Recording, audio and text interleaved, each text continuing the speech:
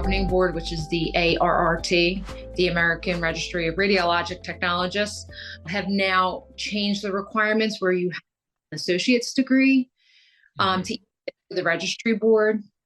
Before it was a certificate program, but you still had to complete the program before you could even sit for it.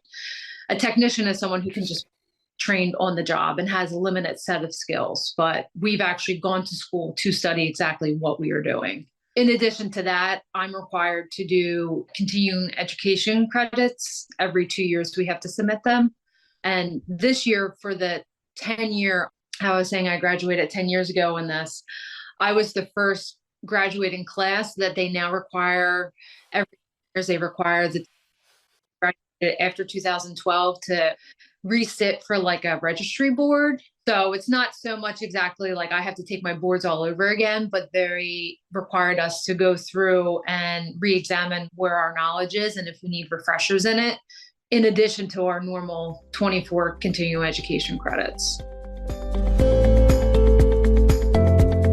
According to my professors, everyone is starting to kind of gravitate more towards the bachelor's, needing bachelor's for things. You can have an associate's. If you're going to continue on with schoolwork and get other modalities, CT technologist is actually a pretty easy step after you have a bachelor's degree in radiologic technology. There's not a whole lot more clinicals.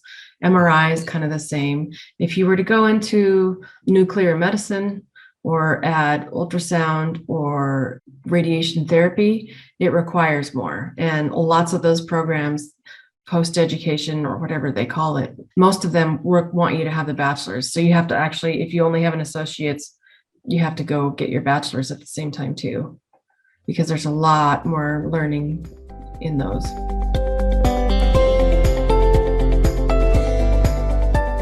So the field is called radiography. So depending where you're going to school, some have a certificate program, some have an associate's, some have a bachelor's. So I guess it just depends how much education you want and what you plan to do long term. Obviously, if you one day want to be a lead technologist or maybe a supervisor or manager, then you want to at least get a minimum of your associates so that you have the ability to work towards that bachelor's. You only need a certificate from an accredited program in order to sit for that ARRT registry.